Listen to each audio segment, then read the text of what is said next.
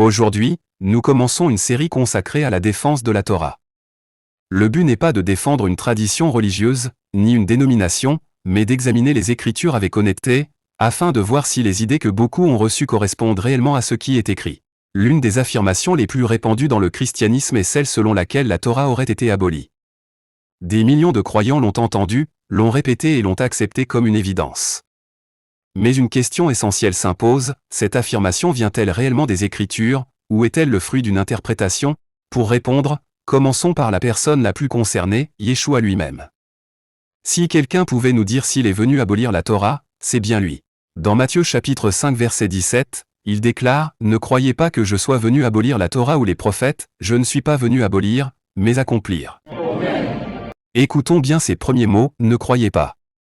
Pourquoi commence-t-il ainsi? Parce qu'il savait que certains finiraient par croire exactement ce qu'il est en train de nier. Il ne dit pas « Je suis venu abolir ». Il dit précisément le contraire « Ne croyez pas que je sois venu abolir ».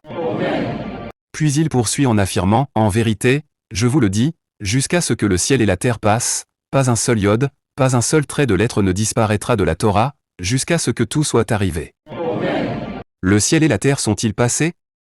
Non. Alors sur quel fondement peut-on affirmer que la Torah a disparu? Et Yeshua va encore plus loin.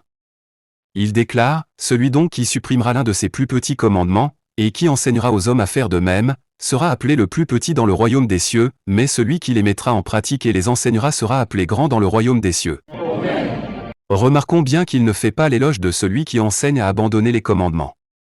Au contraire, il honore celui qui les met en pratique et les enseigne. Alors une question se pose à chacun de nous, si Yeshua affirme qu'il n'est pas venu abolir la Torah, et si malgré cela quelqu'un affirme qu'elle est abolie, qui devons-nous croire? Les paroles de Yeshua, ou les interprétations des hommes? Dans cette série, nous prendrons le temps d'examiner chaque objection, une à une, uniquement à la lumière des Écritures. Notre objectif ne sera pas de défendre une tradition, mais de rechercher la vérité avec humilité et fidélité au texte biblique. Que chacun ouvre donc les Écritures, vérifie ce qui est dit, et juge selon ce qui est écrit, non selon les habitudes ou les traditions. Car la vérité n'a rien à craindre d'un examen honnête. Avant de nous quitter, si cette étude vous pousse à examiner les Écritures par vous-même, je vous invite à suivre cette page afin de ne manquer aucun des prochains épisodes de cette série, en défense de la Torah. Nous répondrons, une à une, aux principales objections qui sont souvent avancées contre la Torah, en laissant les Écritures parler d'elles-mêmes.